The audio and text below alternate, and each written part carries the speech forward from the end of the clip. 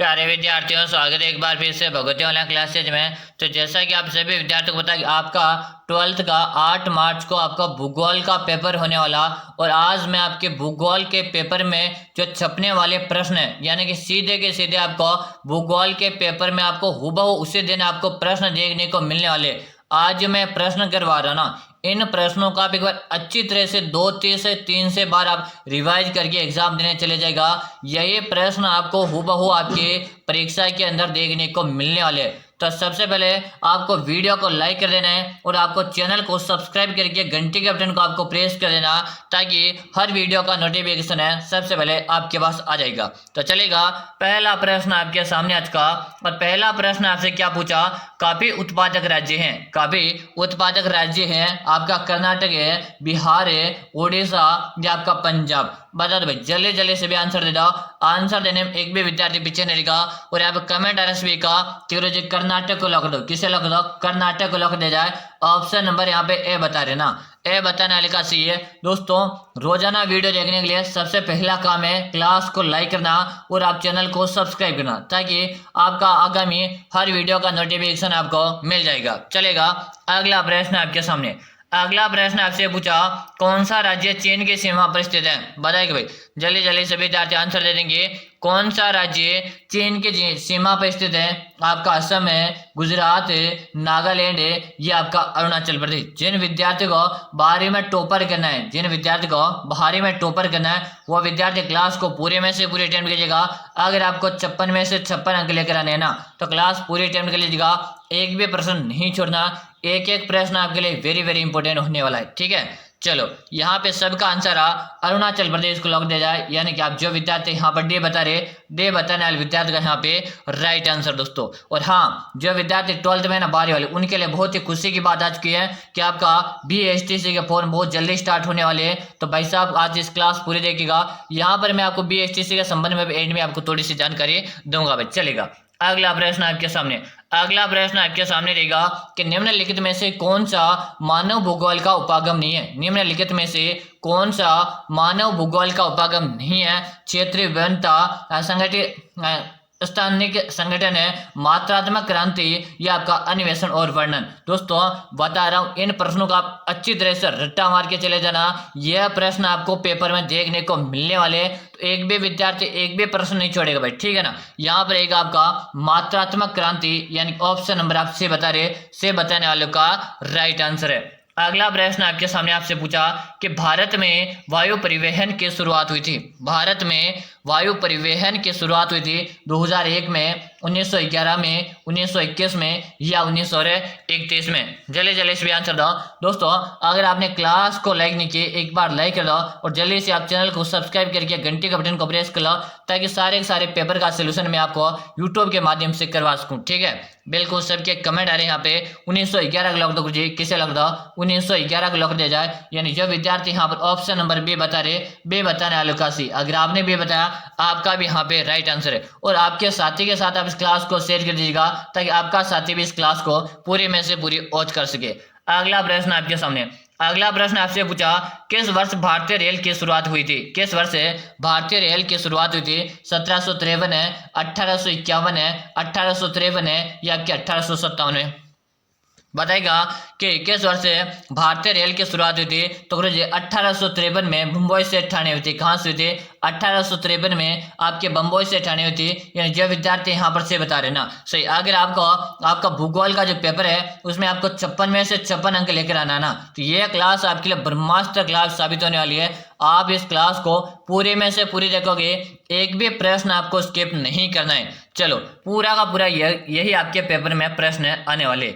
अगला प्रश्न आपसे पूछा कि निम्नलिखित में से कौन है पेय फसल है? निम्नलिखित में से कौन पेय फसल है, यानी जिसको पिया जा सकता है? पेय फसल का मतलब है जिसको पिया जा सकता है। बताएगा चाय, कॉफी, ये वो दोनों, या इनमें से कोई नहीं? तो बात की जाए, चाय भी है, कॉफी भी है, दोनों को पिया जा सकता, यानी कि आपका ऑप्शन नंबर यहाँ पे से बता रहे ना, से बताने वाले विद्यार्थी का सभी का राइट आंसर है।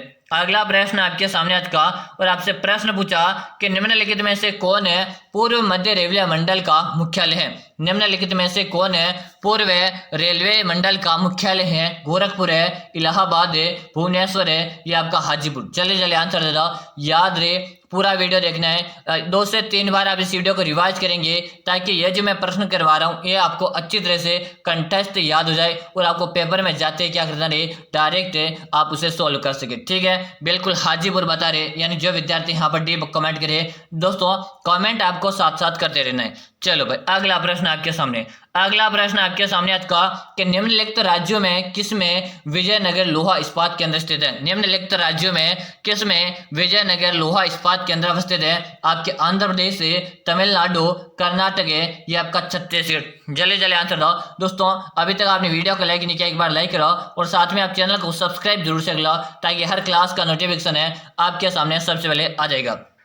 यहाँ पे जो मैं कमेंट देख पा रहा हूँ यहाँ पे बता रहे कर्नाटक है, जो विद्यार्थी यहाँ पर कर्नाटक बता रहे, ऑप्शन नंबर से बता रहे, उन सभी का यहाँ पे राइट आंसर है। अगला प्रश्न आपसे पूछा कि झरिया कोयला क्षेत्र किस राज्य में स्थित है? झरिया कोयला क्षेत्र किस राज्य में अवस्थित है? आपका उड़ीसा, आंध्र प्रदेश है, बिहार है, या आपका झारखंड। जल्दी जल्दी आंसर भाई, आंसर देने में एक भी विद्यार्थी पीछे नहीं रहेगा। हाँ बिल्कुल सबके कमेंट आ रहे, कमेंट में सबके देख रहा हूँ। यहाँ पर रहेगा आपका झारखंड। क्या रहेगा? झारखंड जो बता रहे, झारखंड कमेंट करे हो ना, झारखंड कमेंट करे उन सभी विद्यार्थियों का सही। अगर आपने झारखंड कमेंट किया तो आपका भी यहाँ पे राइट आंसर है। चलो अगला प्रश्न आपसे पूछा कि कोचीन है पतन अवस्थित है। कोचीन है पतन आपके कहाँ पे अवस्थित है? आपके कर्नाटक में, उड़ीसा में, केरल में, या आपके यानी कि तमिलनाडु में। बताओ कि कोचीन है पतन आपके कहाँ पे स्थित है? जल्दी जल्दी से आंसर दे दो। आंसर देने में एक भी विद्यार्थी पीछे नहीं रहेगा। केवल जी आपके केरल में रहेगा। कहाँ पर रहेगा? केरल में रहेगा। दोस्तों अगर आपका 8 मार्च को आपका पेपर होने वाला तो इस पेपर को आप पूरा में से पूरा देख लीजिएगा, एक भी प्रश्न आपको नहीं छोड़ना है। यही प्रश्न आपके हूबहू परीक्षा के अंदर है आने वाले हैं। अगला प्रश्न आपके सामने रहेगा कि हल्दिया पोताश्रय है उड़ीसा में, कर्नाटक में, पश्चिम बंगाल में, या आपके केरल में। जल्दी जल्दी आंसर दो, जल्दी जल्दी इसमें आंसर दे दो। और यहाँ पर रहेगा आपका ऑप्शन नंबर सी, पश्चिम बंगाल। ऑप्शन नंबर से बता रहे ना, से बताने वाले विद्यार्थी का यहाँ पे राइट आंसर है। अगला ऑप्शन है चाय का सबसे बड़ा उत्पादक है देश कौन सा है? चाय का सबसे बड़ा उत्पादक देश कौन सा है? बता दो। श्रीलंका, भारत है, चीन है, या आपका म्यांमार। दोस्तों क्वेश्चन को स्टार लगा लीजिएगा। और मैंने आपको स्टार्टिंग में कहा था वीडियो को सबसे पहले आपको लाइक करना है और साथ में आपको चैनल को सब्सक्राइब लेना। और हाँ मेरे प्यारे विद्यार्थियों याद रहे बीएसटीसी का एग्जाम आपका आ चुका है, यानी बीएसटीसी एग्जाम की आप 12th करते बीएसटीसी करोगे चाहे आप पीटीटी एग्जाम की तैयारी करोगे तो यहाँ से आपको संपूर्ण तैयारी बीएसटीसी और पीटीटी की संपूर्ण तैयारी निःशुल्क कराई जाएगी, जो कि मैं आपको आगे इस वीडियो में बताने वाला हूँ कि आपको बीएसटीसी कैसे करनी है और पीटीटी कैसे करनी है। बीएसटीसी में फायदा रहता है या आपके पीटीटी में फायदा रहता, मैं कंप्लीट पूरी डिटेल लेकर आया इस वीडियो में, बस आप एंड तक बने रहेगा, सब कुछ मैं डिटेल से यहाँ पर बताने वाला हूँ। तो यहाँ पर रहेगा चाय का सबसे बड़ा उत्पादक देश आपसे पूछा है और चाय का जो सबसे बड़ा उत्पादक जो देश रहेगा ये आपका चीन रहेगा। कौन सा रहेगा? चीन रहेगा मेरे प्यारे विद्यार्थियों, यानी ऑप्शन नंबर से बता रहे उन सभी का सही है। अगला प्रश्न आपके सामने रहेगा खनिज तेल का सबसे बड़ा उत्पादक देश कौन सा है? खनिज तेल का सबसे बड़ा उत्पादक देश कौन सा? आपका अमेरिका, रूस है, सऊदी अरब है, या आपका भारत। खनिज तेल का सबसे बड़ा उत्पादक देश आप कौन सा है यही आपको बता देना है। और जल्दी जल्दी सब विद्यार्थी आंसर देंगे, आंसर देने में एक भी विद्यार्थी पीछे नहीं रहेगा। यहाँ पे आपका रहेगा सऊदी अरब। क्या रहेगा? सऊदी अरब। ऑप्शन आपका से बताने वाले विद्यार्थी का सभी का यहाँ पे राइट आंसर है। अगला प्रश्न आप सभी से पूछा है कि निम्न में से किस प्रकार की कृषि में खट्टे रसदार फलों की कृषि की जाती है? निम्नलिखित में से किस प्रकार के कृषि में खट्टे रसदार फलों की कृषि की जाती है? Option A, option B, option C, या ऑप्शन डी। काफी अच्छा ऑप्शन है, बिल्कुल कमेंट करें विद्यार्थी ऑप्शन नंबर बी को लिख दिया जाए। जो विद्यार्थी यहाँ पर बी बता रहे उन सभी का सही है। अगला प्रश्न आप सभी से रहेगा कि निम्न में से कौन सी रोपण फसल नहीं है? निम्नलिखित में से कौन से रोपण फसल नहीं है? रबर है, चाय, गन्ना, या आपका गेहूं। गुरु जी आपको सभी को पता है कि गेहूं की जो फसल होती है इसे रोपा नहीं जाता, इसे बीज बोया जाता है। इसका क्या किया जाता? बीज बोया जाता है, इसका रोपण नहीं किया जाता। यानी कि आपको रोपण वाली नहीं चाहिए थी तो बिल्कुल आपका डी ऑप्शन से रहेगा। जो विद्यार्थी यहाँ पर डी ऑप्शन बता रहे उन सभी का सही है। अगला प्रश्न आपके सामने रहेगा कि मेक्सिको में स्थानांतरित कृषि की प्रथा को कहते हैं? मेक्सिको में स्थानांतरित कृषि की प्रथा को क्या कहते हैं? रोका कहते, मिला कहते, लादा कहते, या जोम के नाम से जानते? किस नाम से जानते हैं मेरे प्यारे विद्यार्थियों? आंसर दो तो मुझे उसे मिला के नाम से जानते हैं। क्या कहते हैं? मेक्सिको में। अगर आपसे एग्जाम में पूछे मेक्सिको में क्या कहते हैं तो आप लिख कर आओगे कि मिला कहते हैं मुझे। ऑप्शन हम बी को सही कर देते।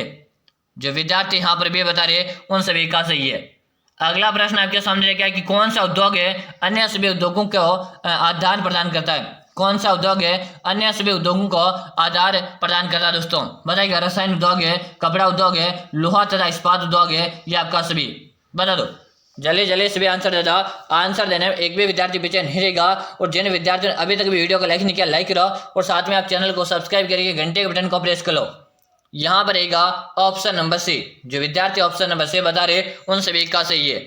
अगला प्रश्न आपसे से पूछा कि निम्नलिखित में से कौन सा उद्योग दूसरे उद्योगों के लिए कच्चा माल तैयार करता है? निम्नलिखित में से कौन सा उद्योग दूसरे उद्योग के लिए कच्चा माल तैयार करता है? आधारभूत उद्योग है, कुटीर उद्योग है, स्वच्छंद उद्योग है, या आपका लघु उद्योग?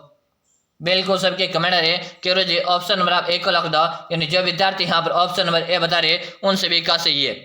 अगला प्रश्न आपके सामने रहेगा। प्रश्न को ध्यान से पढ़ेगा कि 12 स्रोतीकरण सहायक है। 12 बाह्य स्रोतीकरण सहायक हैं किसके लिए?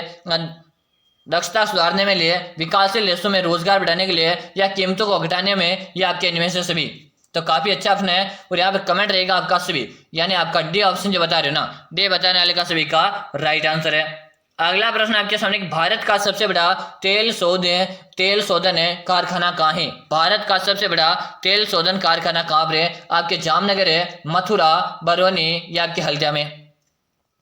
दोस्तों इन प्रश्नों को आपको अच्छी तरह से 2 से 3 बार रिवाइज कर लेना, क्योंकि ये जो प्रश्न आपके सीधे सीधे पेपर में छपने वाले हैं, तो आपको अच्छे से इन प्रश्नों को याद कर लेना और सीधे आप पेपर देने चले जाना। बिल्कुल रहेगा आपके जामनगर में। यानी जो विद्यार्थी यहाँ पर ऑप्शन नंबर ए बता रहे ना, ए बताने वालों का सबका सही है।